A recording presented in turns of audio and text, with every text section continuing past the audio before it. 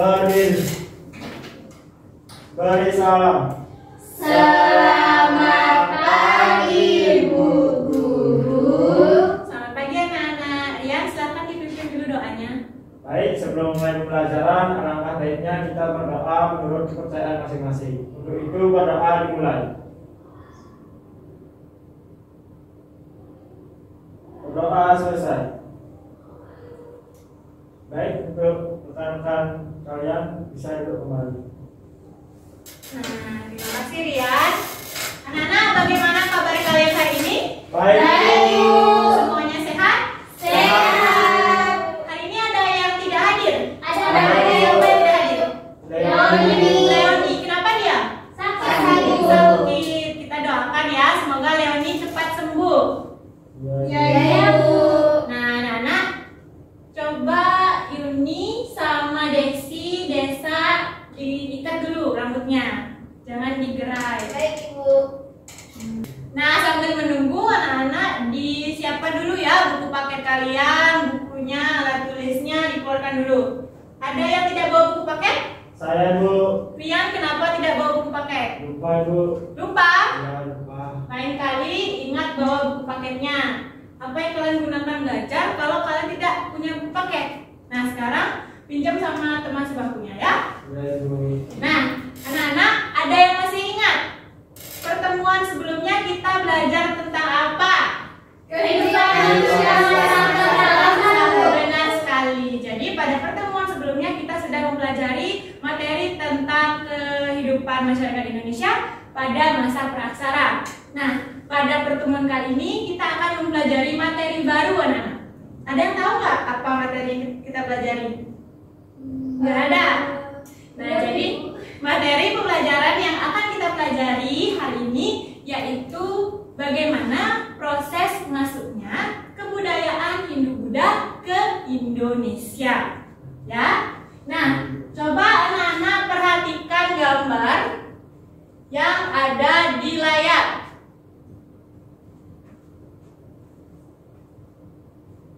Anak-anak tahu ini bangunan apa? Candi Prambanan.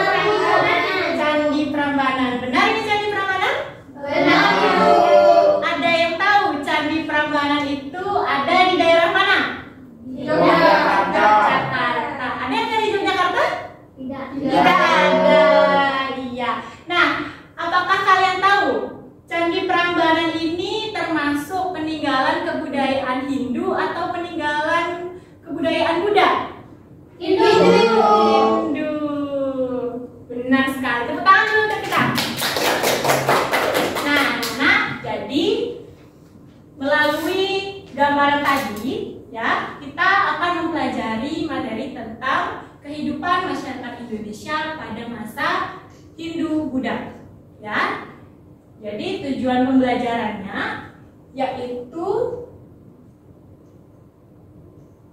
yang pertama, melalui penayangan video, peserta didik dapat mendeskripsikan teori masuknya kebudayaan Hindu dan Buddha dengan benar.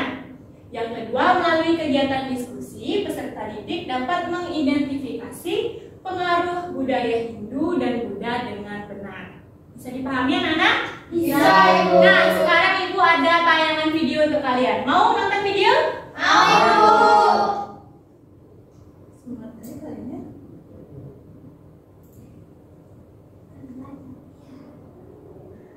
Nah, ini Apa tayangan kabar? videonya. Salam sehat untuk kalian. Kita bertemu kembali pada materi kehidupan masyarakat pada masa Hindu-Buddha. Selamat belajar. Tujuan pembelajaran kita kali ini adalah menganalisis kehidupan masyarakat pada masa Kan ya? Masuknya Karena selain Ibu akan ada pertanyaan, jadi jangan ada yang lain-lain. India dan China semua dilakukan melalui jalur darat yang dikenal dengan jalur sutra. Jalur ini membentang dari Cina melewati Asia Tengah sampai ke Eropa. Sejak awal abad Masehi, jalur darat beralih melalui jalur laut karena situasi jalan darat di Asia Tengah yang sudah tidak aman. Akibatnya, rute perdagangan melewati kepulauan Indonesia. Kepulauan Indonesia menjadi daerah transit bagi pedagang Cina dan pedagang India. terjadilah kontak hubungan antara Indonesia dengan India dan Indonesia dengan Cina. Hubungan dengan kedua bangsa itu menyebabkan pengaruh Hindu-Buddha yang berasal dari India berkembang di Indonesia. Teori masuknya kebudayaan Hindu-Buddha ke Indonesia. Teori Malaysia oleh N.J. Crow. N.J. Crow mengungkapkan proses masuknya Yo, perhatikan videonya, anak-anak. India. Para pedagang India mengenalkan ajaran Hindu dan Buddha beserta nilai budayanya masyarakat lokal pada saat berlabuh di Kepulauan Indonesia. Pelayaran saat itu sangat bergantung pada musim. Nah, itu dia tadi tayangan video yang sudah Ibu berikan. Tadi semua sudah menyimak kan videonya? Sudah, Bu. Ya, seperti yang sudah disampaikan dalam video bahwa masuknya kebudayaan Hindu-Buddha ke Indonesia itu disebabkan oleh atau karena perdagangan. Ada yang bisa membantu Ibu untuk menjelaskan jalur perdagangan darat pada masa Hindu-Buddha? Ayo, Bu. Desi. Ayo Desi, coba maju ke depan.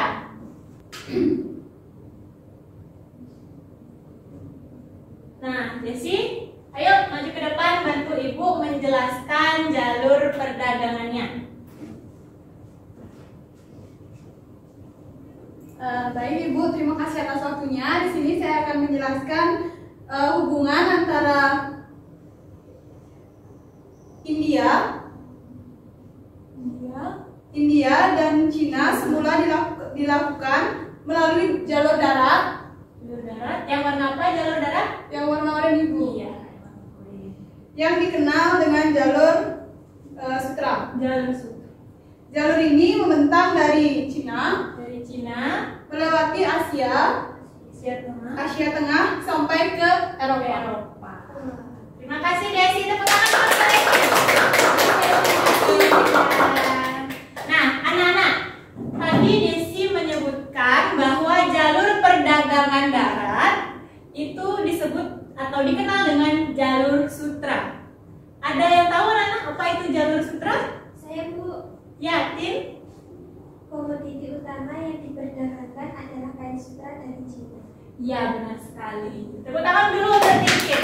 Jadi mengapa jalur perdagangan darat itu disebut dengan jalur sutra? Karena komoditas utama yang diperdagangkan adalah kain sutra. Benar sekali. Nah, setelah lama masyarakat Cina dan India itu berdagang melalui jalur sutra, akhirnya di Asia Tengah mulai tidak aman anak-anak. Nah, akhirnya mereka memutuskan untuk mencari jalan alternatif. Jalan alternatif terdekat yaitu melalui perairan. Siapa yang mau membantu Ibu untuk menjelaskan jalur perairan pada masa kebudayaan Hindu-Buddha? Saya, Ibu. Rian, coba Rian maju ke depan. Bantu Ibu. Yang lain perhatikan ya. Ya Bu. Baik, terima kasih atas kesempatannya Ibu. Tadi di sini saya akan menjelaskan jalur perdagangan lewat perairan. Jadi yaitu jalur laut ini melewati Selat Malaka. Selat Malaka yang mana Selat Malaka? Yang ini Bu. Kasih tahu teman-temannya. Ini Selat Malaka. Jadi Iya, dari itu Selat Selat Malaka Malaka, menuju ya. ke India. Habis itu turun lagi dan menuju kembali ke Cina. Ke Cina. Iya, tepuk tangan dulu kalian. Iya, dulu. Jadi jalur perairan atau jalur laut itu dimulai dari India, menepi ke pesisir melalui Selat Malaka. Selat Malaka sudah termasuk ke Asia Tenggara. Setelah itu naik lagi ke Cina. Sudah paham semua? Sudah. Nah, anak-anak, ada yang tahu tidak mengapa perdagangan melalui jalur laut sangat menguntungkan bagi Indonesia? Ini Karena menjadi pelabuhan transit, Ibu. menjadi pelabuhan transit. Ada jawaban lain?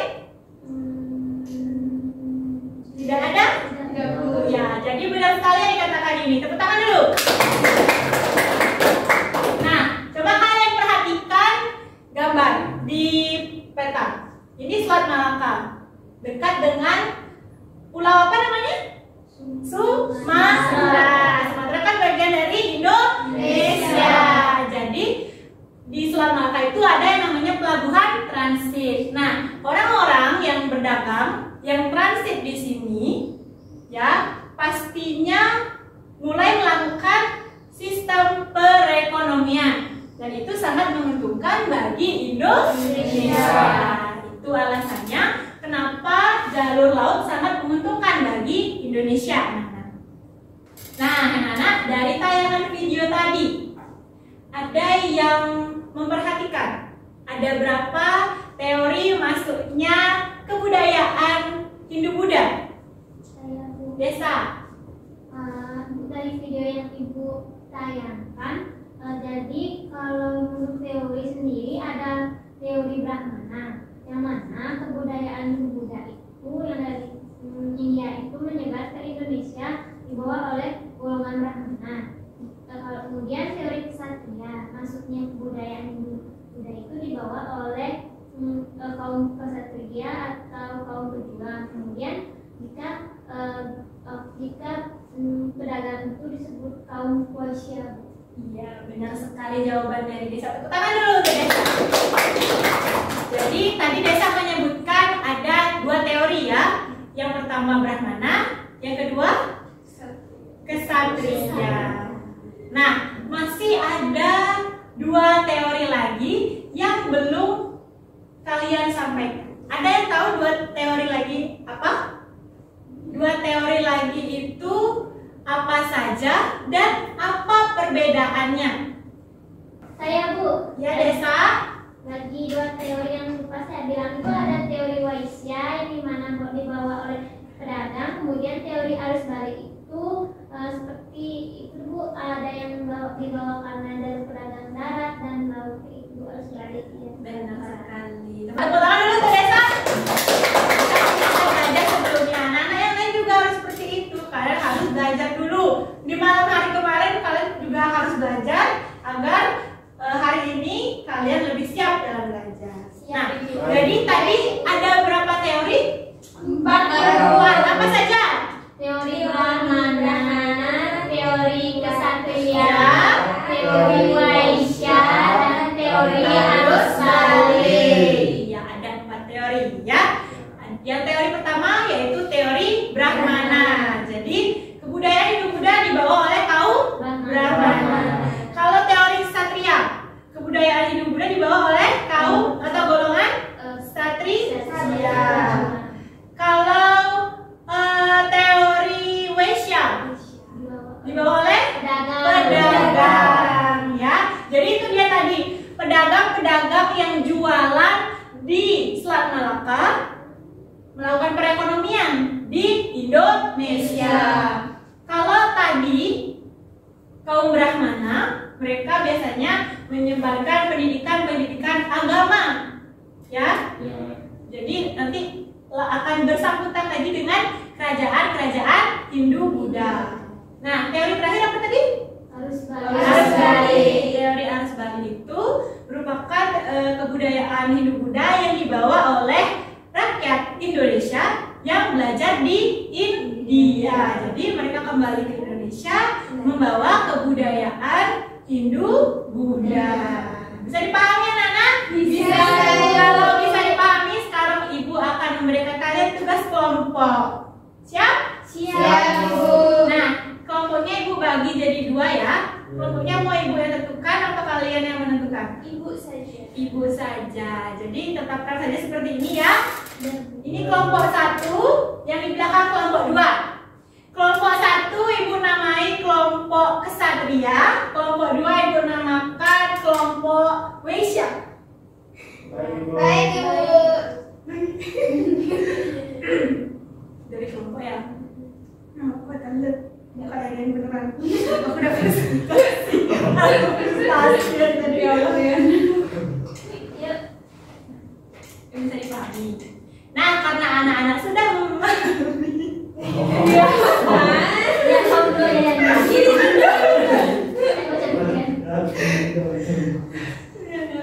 Kan dulu. Nah,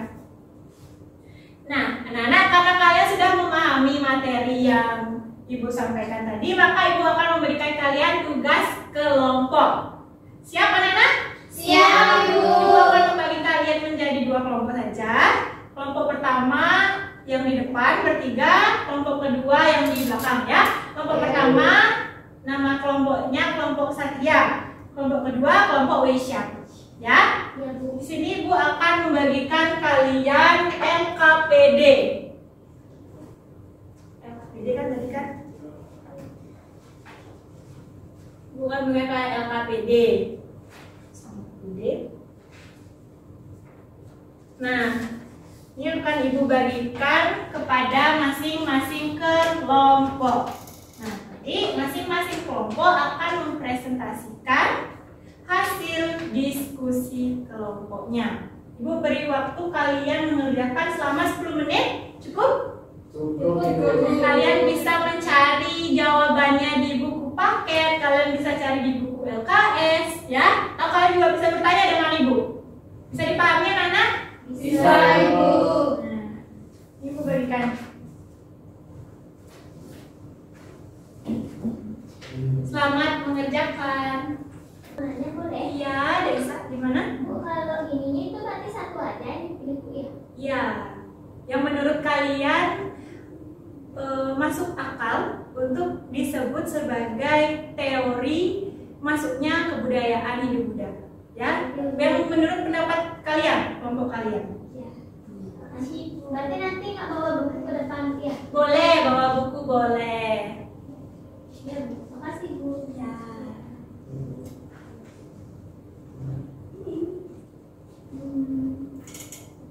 Ibu mau nanya ini nanti perwakilan maju ke depannya.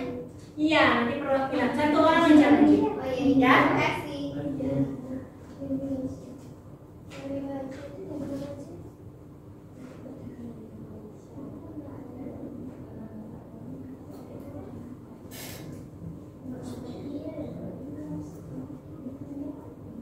Apa yang mau maju? Bagaimana? Sudah, Nana? Sudah, Sudah, Bu. Sudah. Kalau begitu kelompok yang mana nih mau maju duluan? Ayo, Bu. Ya, kelompok apa tadi? Weisya. Weisya. Weisya. Satria, Bu. Satria ya? Iya. Pak, ayo Nana.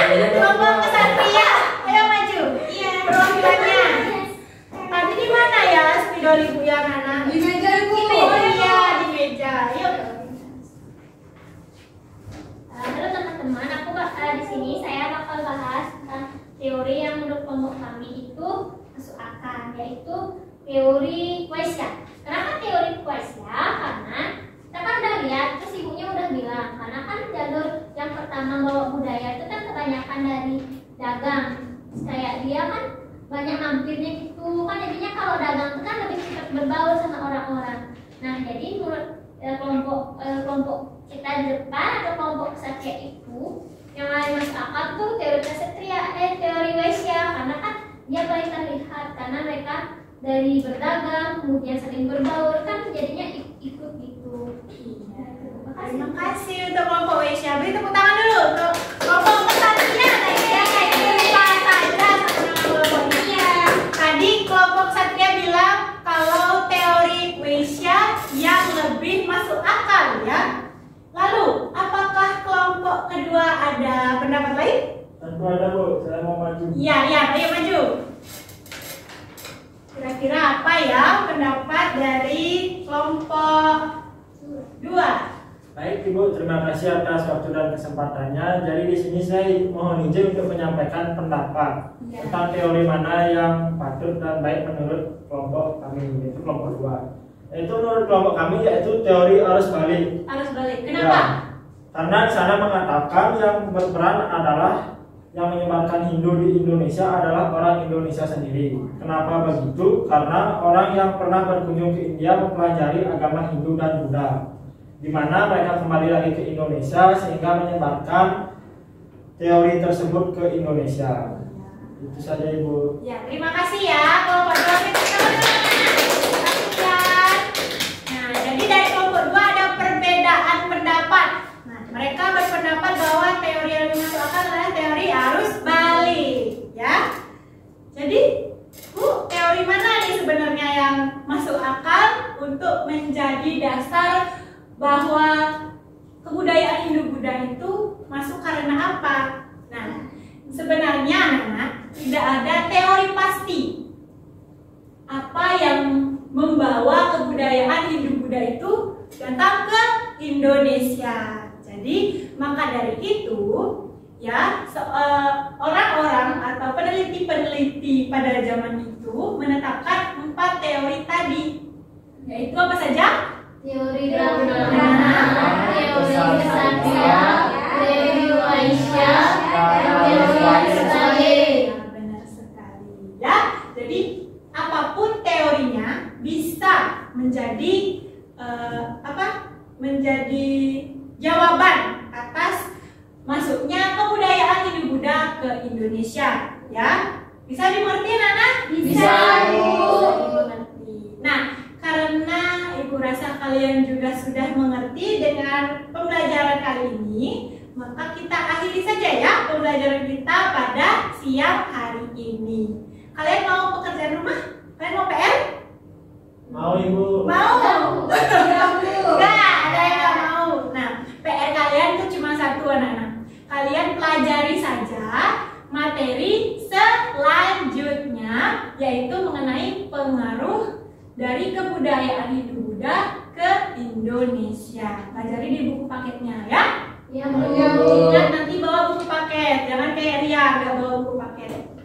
Ya, Bu. Baik, Bu. Ya. Nah, kalau begitu kita akhiri saja pembelajaran kali ini. Silahkan ketua kelas. Berdiri. Baik, sebelum mengakhiri pembelajaran, alangkah baiknya kita berdoa terlebih dahulu untuk kepercayaan masing-masing. Untuk itu berdoa dimulai. Berdoa selesai. Beri salam. Selamat siang, Bu Guru.